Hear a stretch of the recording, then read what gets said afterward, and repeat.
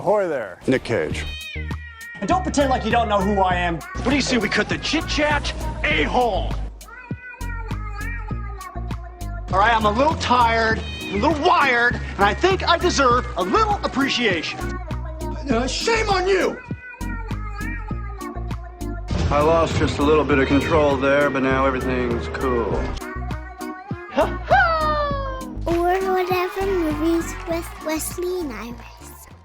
What up, and welcome to Or Whatever Movies. I'm your co-host, Iris the Virus, and I'm here with my older brother, Wesley, and today we're talking, I can't do the accent. Today we're talking about a surprise entry, Nicolas Cage movie, The Wings of Hell. a.k.a. Con Air. Not in France. Circa 1997. Not in France? Nope, The Wings of Hell. That's what it was called. I guess con means stupid person in France, and Cameron Poe, despite all outward appearances, is anything but a stupid person. That leads me to my first Con Air segue. Is Cameron Poe a smart person?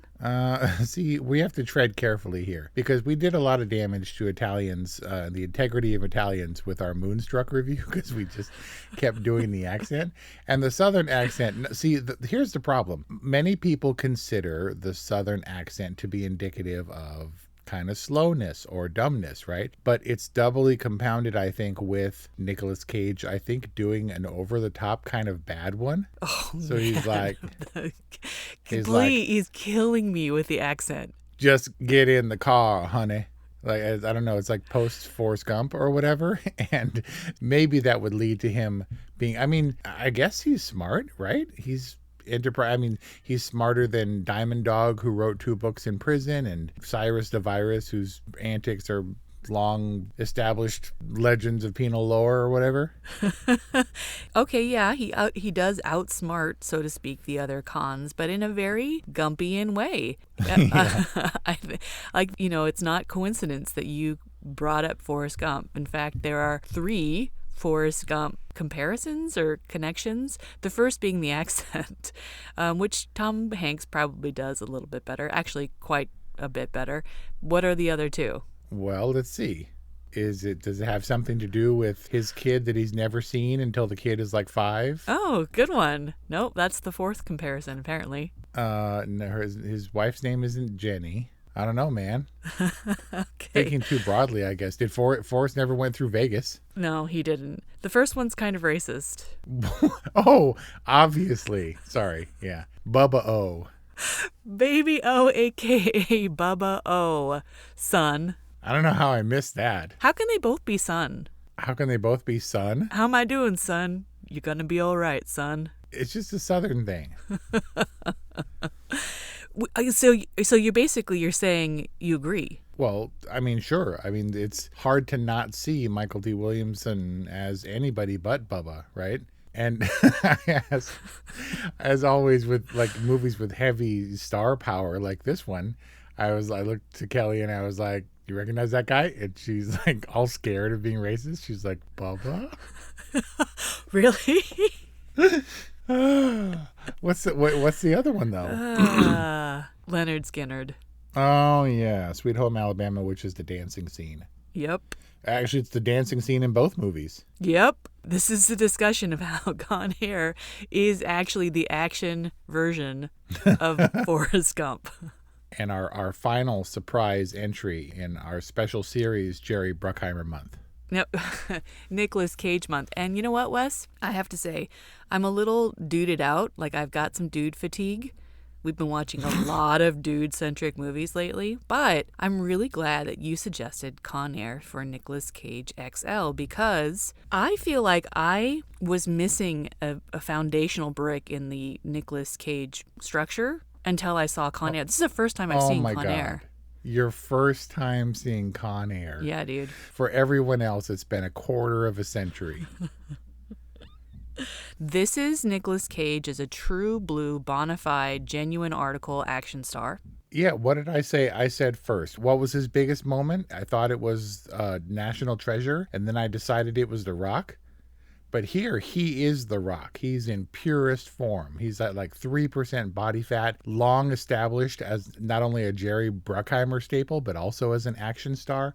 He is riding the crest at this moment, right? All glistening and stuff. Flying I think high. also one of his most beloved roles. I feel like I didn't fully appreciate Unbearable Weight of Massive Talent because they featured this scene, and now I know why. The moment when he reunites with Hummingbird and little Casey Poe, like I just didn't understand the gravity of the moment.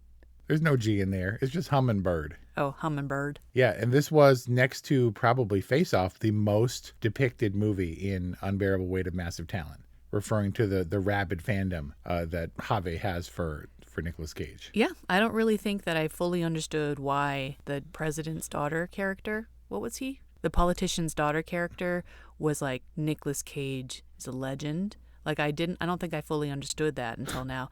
This is also the first time I felt any inkling of sexual attraction to Nicolas Cage. Like, Thanks for that tidbit of information. I appreciate you tipping me to the stirring of your loins.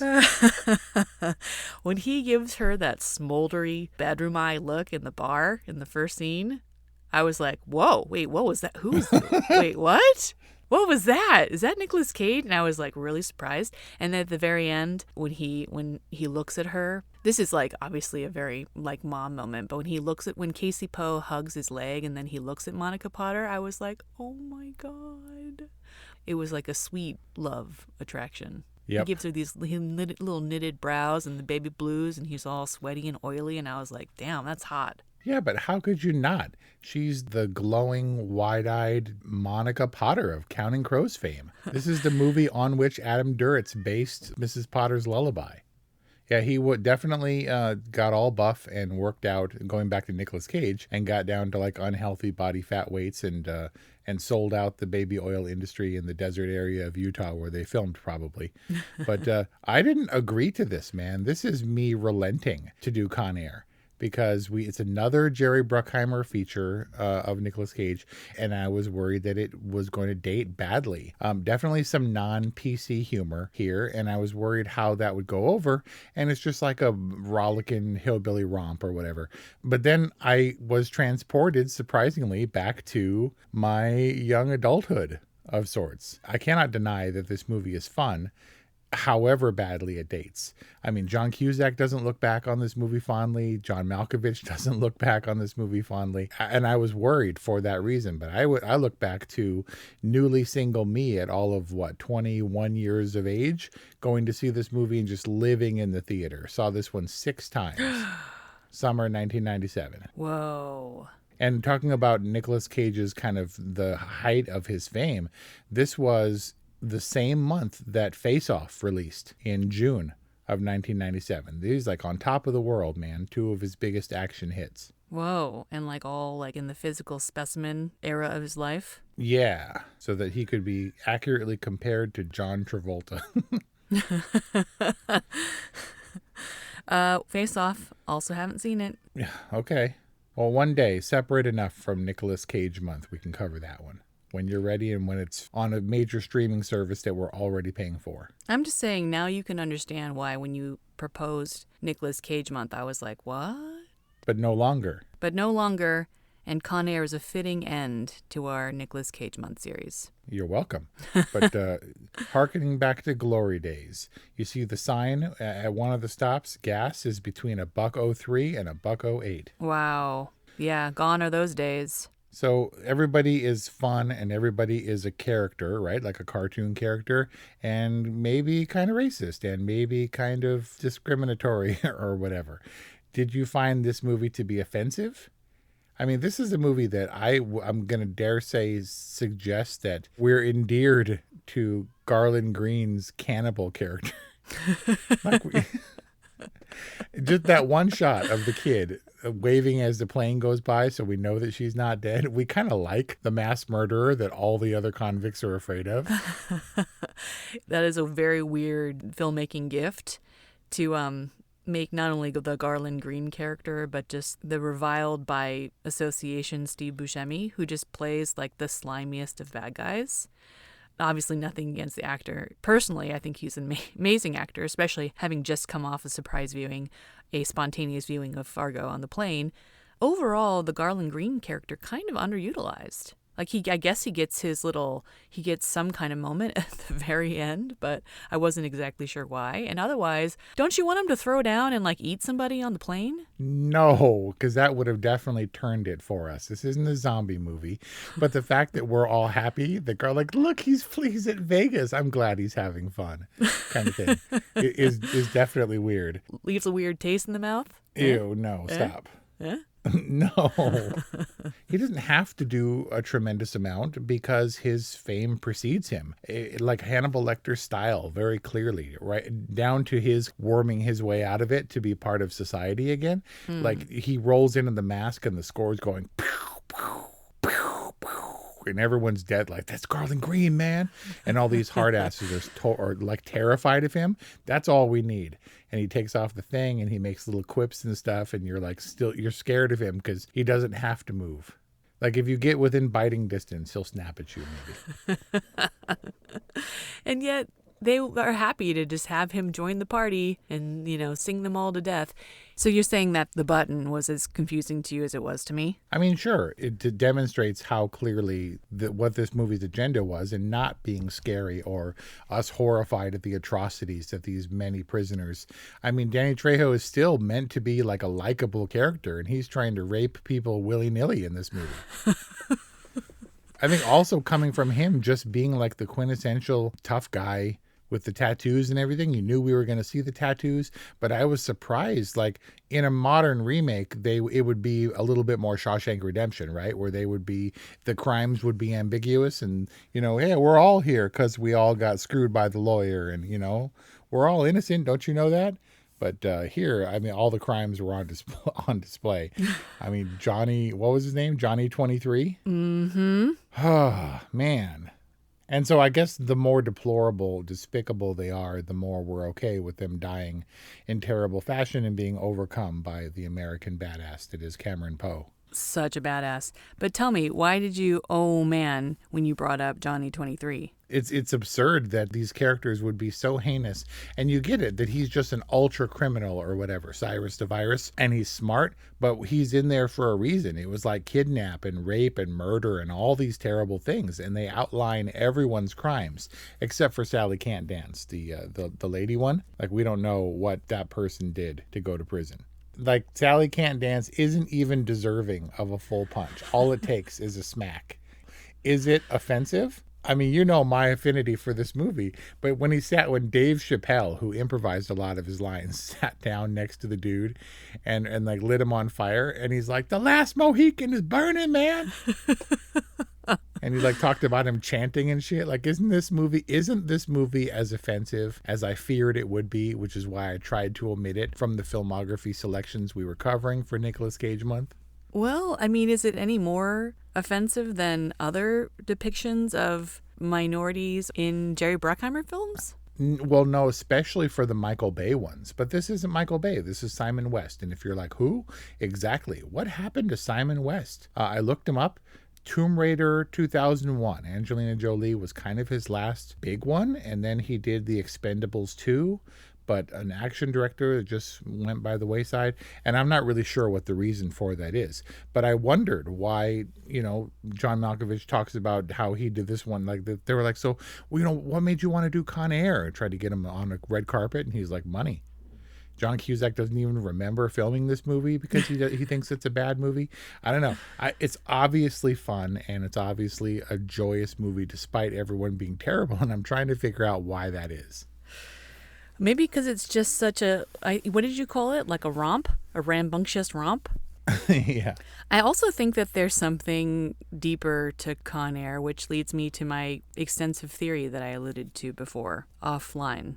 You have an extensive theory about Con Air's appeal. These guys are bad dudes, right? But they're honest in their badness, which we've talked about before. There's something that's genuinely likable about that. I mean, the closest we got to a bad guy in this was the DEA agent, which is just so ironic. And we can get to the DEA U.S. Marshal feud. Right. It won't come as a surprise to you that Cameron Poe is a Christ figure. He talks about being God. I'm going to show you that God does exist. Well, first, so he has this arc, this God arc, where he's like, I'm not God. I forget why he says that, but it's like, yes, Captain Obvious. And then later he's like, I'm going to show you there is a God. Is he talking about himself? I don't know. Maybe. Dude, Cameron Poe, but isn't Forrest Gump a Christ figure? Absolutely. So Cameron Poe is not God, and then he shows Baby-O that there is a God.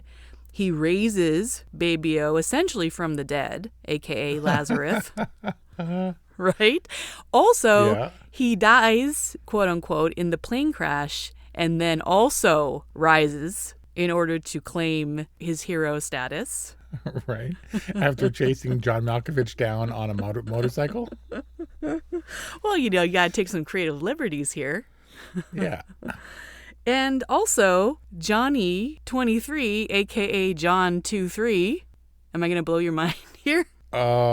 It depends. So I was like, what is he credited as? John 2:3 on IMDb? No. But you're referring to a Bible verse. And if you're going to quote a Bible verse and it holds true, then I'll be impressed. What do you got? When the wine ran short, the mother of Jesus said to him, they have no wine. In the parable where Jesus changes water into wine. Yes. I'm just saying, when they needed a solution, Cameron Poe steps up. Cameron Poe makes good out of a very, very bad situation. All right, that's kind of broad. I thought you were going to suggest the insulin was the wine. Oh, no. That nourishes Baby-O's soul. It's a little broader than that. Nicolas Cage would have been buff enough to roll back the stone on his grave, right? And the definite Easter reference allusion. Even though her birthday was July 14th, there was definitely an Easter bunny. He was totally Jesus. Oh, this is what I'm saying. And this is just surface. We're not even digging, whether intentional or not. Perhaps the reason that Con Air works on more than just a surface level is because there's something dramatic and central to who we are as humans. There's something primal about Con Air. I mean, it definitely appealed to me on a primal 21-year-old level. If ever Jerry Bruckheimer made a movie for 17-year-old boys that didn't even feature Michael Bay, this is the one. I think this movie defines guilty pleasure for me. Poster quote. They crashed 2 planes in this movie. And I thought that I was going to suggest this is the way you crash a plane in a movie as opposed to what Christopher Nolan did in Tenet. But I'm going to take that back because there's all the lore surrounding this movie and the fact that the Sands Hotel was scheduled for demolition.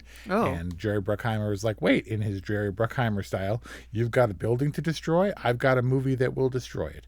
So they crashed a fuselage into the lobby of the Sands Hotel and Casino. But I'm afraid kind of ineffectually. I think that Sandino's plane, where Cusack dropped the crane and sheared off the tail, was a better plane destruction than the Con Air. Oh, that was great. And it was like a last-minute improvisation on John Cusack's part, like to just stop at all costs the plane. Yeah, but it also set up the absolute worst catchphrase right before a kill in movie history. Which is? Sandino tumbles out of the plane and he's covered in gasoline. And he's like, no, don't. And Cyrus the virus is all ready with the cigarette. And he goes, sigh. And the virus says, Anara, and annihilates him with the cigarette flame burst. Man, that is the worst.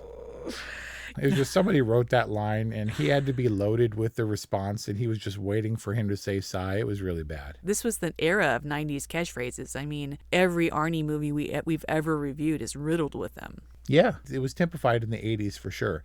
I'm going to go so far as to say that when Nicolas Cage jumps through the window or whatever to escape the fireball from that plane explosion, that is the ultimate demonstration of Nicolas Cage flappy hand. Oh, yeah? Maybe it wasn't even him. It was like his stunt double, but he was like all flappy armed as he went through the fireball. He's not ticky in this. No, not at all. He's definitely in full possession of his faculties. He's a ranger, man. He's a lethal weapon. Yes, see, this is, and that when someone referred to him as like a weapon of war or like an instrument of war, what does the judge say when he's sentenced? Well, number one, that's an unrealistic sentence because he is totally in the right. But you just couldn't tell because this is Nicolas Cage embracing his Coppola roots because it was definitely a Coppola-style fight in the rain. A la The Outsiders. Mm-hmm. But yeah, he just said your training means that you're above civilians and that you are a trained weapon of war or whatever. Right. And this is pretty early in the film, and when the judge said that, I was like, oh man, another Rambo movie? What is Wesley doing? Seriously.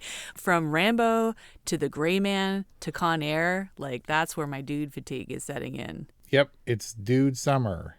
Hot dude summer. Hot dude. Ooh, you added the hot dude. Whatever. With the Gray Man, there's two of the hot dudes. There's Cap and Ken and all the Nicolas Cage. I don't know. The Sean Connery qualifies as a hot dude. Well, he was Bond. I mean, isn't he the epitome of sex appeal? I guess. It was a little bit weird, though, because obviously we know from his intense stare that Cameron Poe can throw down. And Hummingbird was like, I was hoping the Army could help that guy grow up.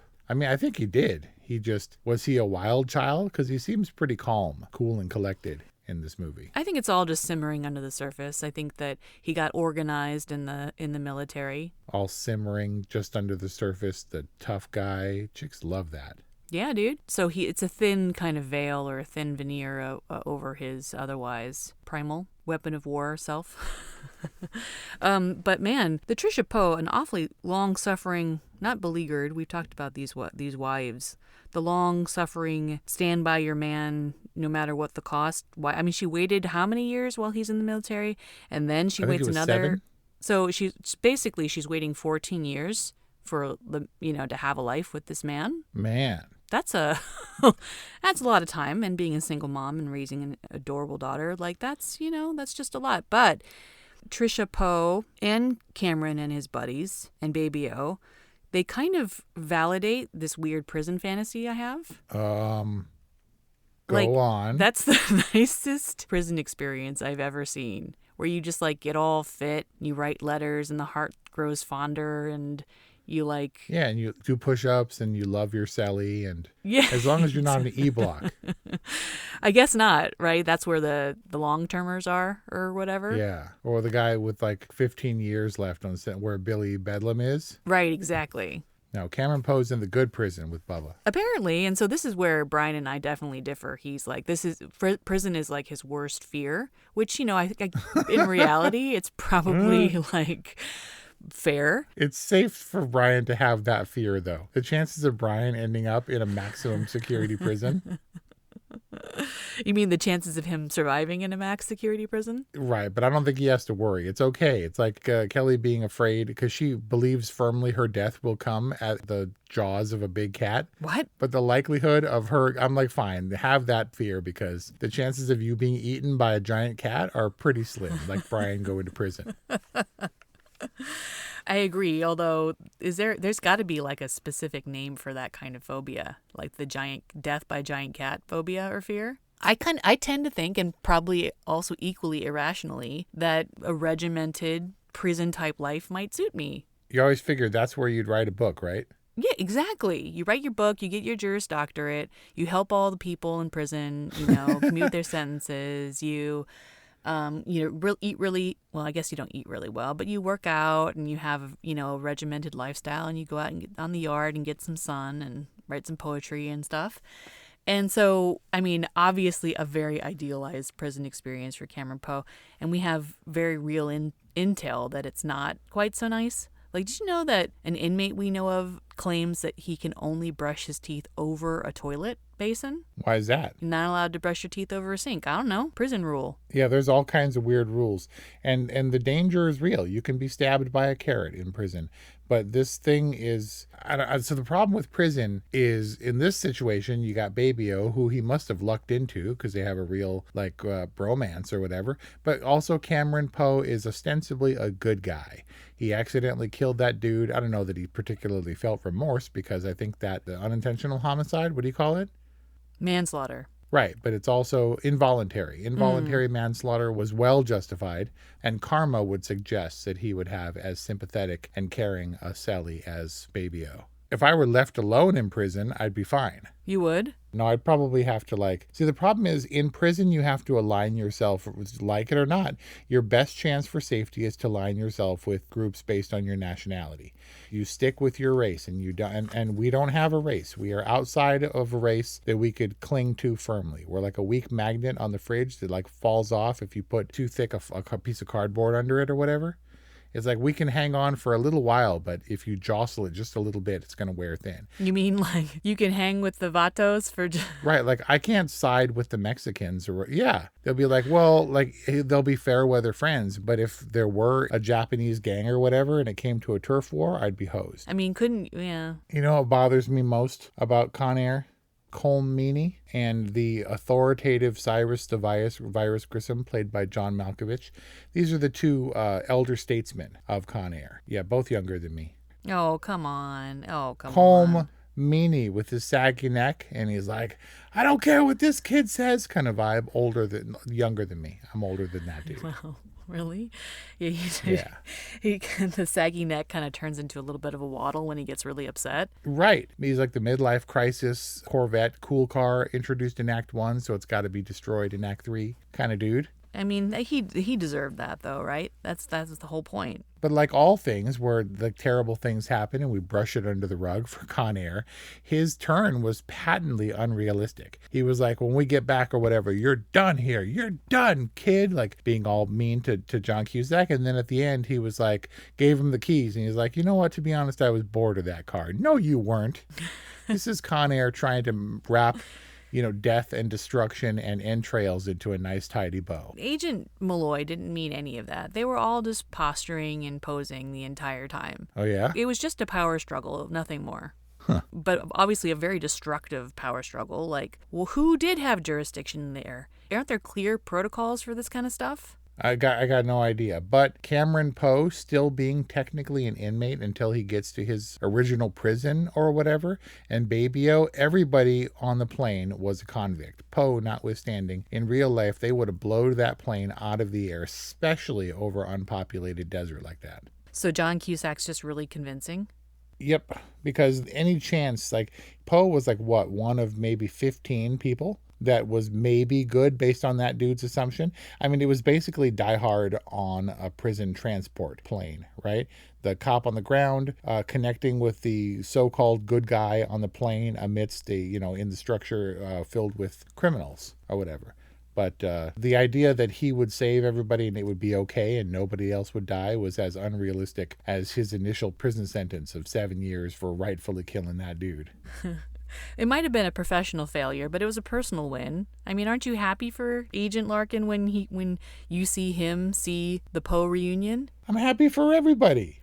Happy for Cameron Poe. I'm happy for everybody that didn't die, including Garland Green. Which is so weird. Because it's Con Air and because it taps into the primal part of our brain that wants cool stuff. That wants cool stuff, but also wants some kind of universal dramatic narrative playing out. I think it's an important distinction for you to say you're happy for everyone who lives, because you're not happy that Ving Rhames dies. No, not necessarily. Because is he any less good or bad than the other convicts? No. He called Poe a hillbilly. That's not cool. I can't not associate Ving Rhames with his very, very likable Mission Impossible character. Yep. So. And this is coming off of Pulp Fiction, where he also plays a good bad guy. Definitely also an arch criminal who has some notion of loyalty. But they definitely packed this little plane, and by this plane I mean a giant cargo transport plane with so many actors that are immediately recognizable and fun. You can't help it but go along for the ride, right? Go along for the ride on Con Airlines. So how do you want to wrap up this incredible series that has included Con Air, The Rock, Leaving Las Vegas, Unbearable Weight of Massive Talent, National Treasure, Moonstruck, Matchstick Men, the way that we did with most Nicolas Cage movies, with a solid all right rating. Nicolas Cage at one time was the biggest thing ever, and we really hope, like Cameron Poe, like any of his characters, we really hope that in the end he comes out all right and makes his way back to success. Which I think he did, at the very least, in us acknowledging him in Nicolas Cage Month XL, which included 2 Nicolas Cage movies outside of the month of August of 2022. You're welcome. And thank you to our listeners who checked out our Nicolas Cage Month episodes at orwhatevermovies.com or wherever you get podcasts. You got an all right from Wes, a good from Iris, and that concludes Nicolas Cage Month. If you enjoyed this series, if you enjoyed this episode, please subscribe to our podcast, follow us on social, and get in touch. 818-835-0473 or whatevermovies@gmail.com. Thanks again for listening, and sayonara.